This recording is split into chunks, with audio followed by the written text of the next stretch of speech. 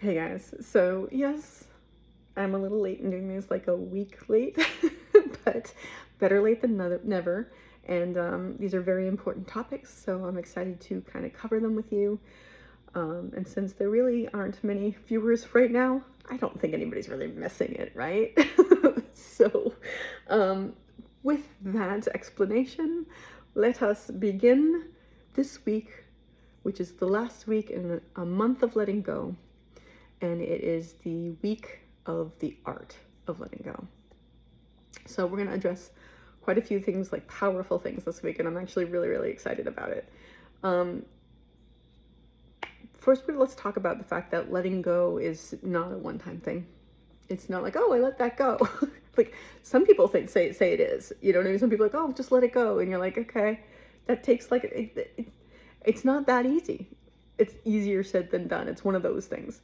And you got to keep doing it. It's a process. And it can be hard, and then sometimes you have to do it every 3 seconds. But it affects every single area of our life. There isn't one it misses. And it's not about giving up.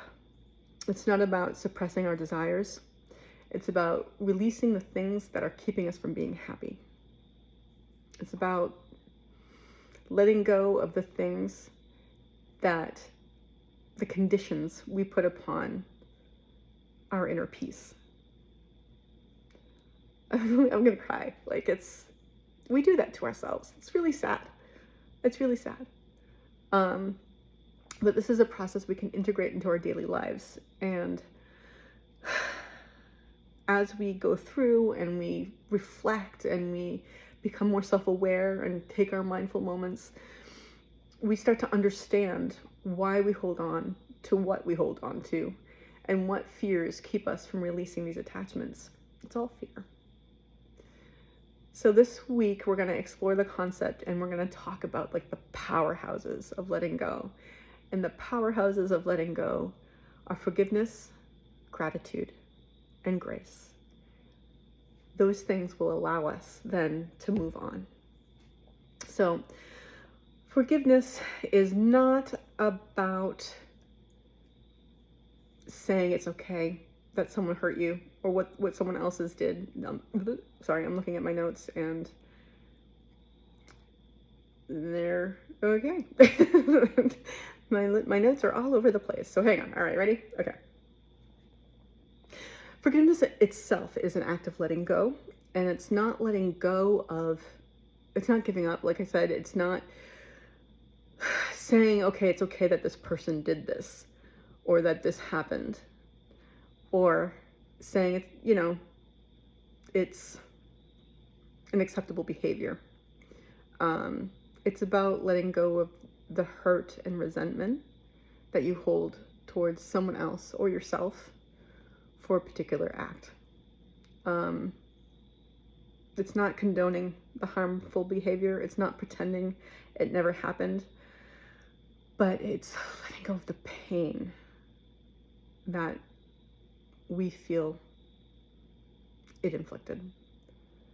When we hold on to these grudges and the past hurts, we're the one who suffers, not the other person. And forgiveness is a gift that we can give ourselves to restore peace and well-being, and that is not easy. Forgiveness is not easy, and we will be talking about it more very shortly. But one of the things that always pops into my mind is that saying about like resentment is drinking poison and expecting the other person to die. Like, that's what it is. And we got to stop drinking the poison. It's not good for us. Poison is not good for us. And then there is gratitude. And it is one of the most effective pathways to let go.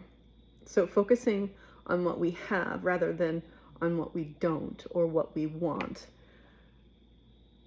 it shifts our perspective from a mentality of scarcity to one of abundance. Even if you have very little, and trust me, that's not even, I mean, that's even if you feel like you have very little, there are an abundance of things to be grateful for. And I know, trust me, I know, depending on where you are in your mental health journey, sometimes you just can't see them. I get that. And you know what you need to do? You need to forgive yourself for that. And it allows you to appreciate the present moment. And it reduces our need to cling to the desires and outcomes. So if we can just look around and see the good things that we do have and not the things that we don't have, it helps us realize, like, it's not so bad. I can let go of that or this. The outcomes and the desires are especially, like, that's what we cling to. It shifts our focus, and it becomes easier to release our attachments. Sorry, I got a little caught up in the notes there, but you know what? It's fine. And the thing then after that is grace. Grace is about embracing imperfection. No one's perfect. Life has flaws, and so do we. But that's life, and that's us, and that's okay. We have to accept it, both within ourselves and others, and just realize that we're human. We're human, and the human condition is not one of perfection. It really, really isn't. If you've noticed by taking a look around at yourself, the world, these days, human beings are not perfect. And guess what? You're a human being. I am too. It's a hard thing to admit. But we're humans. We don't always do the right thing. Like, even saying that gives me anxiety. So, I'm there with you. This isn't an easy thing to do. But when we can do this, when we can say, okay, you know what, that's understandable and it's okay, we release the need to control, and the judgments that we make, and the change yeah.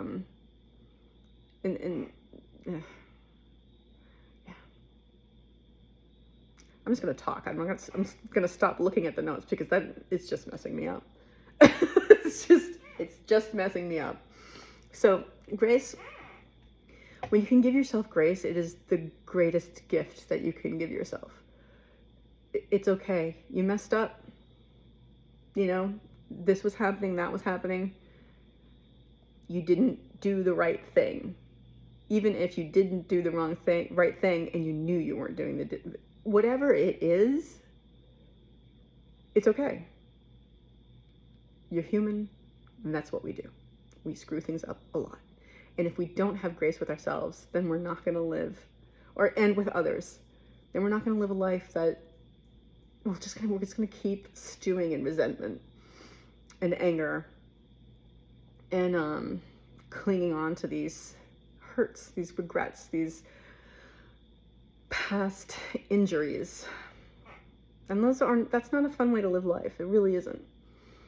And then there is the idea of letting go. Moving on. And this is about accepting people and things and situations as they are. And a lot of times, the fact that they're no longer a part of our lives. Excuse me. And this is a tough one for me. I'm sure it is from a lot of people, but I'm not great at moving on. I'm working on it. I mean, hell, that could be an entire month in and of itself, but maybe that will be after boundaries. Moving on. But when a good example is boyfriends, right? My last boyfriend, we were great. It was amazing. We had a fantastic relationship. And because of external circumstances, we couldn't stay together. And I am grateful beyond measure for that relationship. But for a very, very long time, I kept it in my life even after it was out of my life, just because I held on to it, just because I wanted it there. I wanted it. I didn't want to let it go. But the thing is, letting go of it, accepting that it's not in my life anymore, hurts right there for the little tightening. But that opens us up to new experiences. And whether it's another relationship or something like that, it clears up the headspace to do something different. And this gives us the ability to enjoy more, because it's something new rather than holding on to something that doesn't serve us anymore. We clear up that space, and whatever else that is new can come in, and we can move forward. It's moving on, moving forward, do something different, come to a different part of our life, and celebrate that. So we're going to be working on this together, guys. And this is not, like I said, this is not a one-time thing. This is a big thing. And this is something we're going to be talking a lot about next month, which is a month of surrender. It's like, okay, that's going to be an interesting one. So that is kind of an overview of what we're going to be covering this week. And I am really excited to get going on it with you guys. So I'm just going to remind you guys that even if you keep looking at your notes and they keep messing you up, you can always choose to have a grateful evening.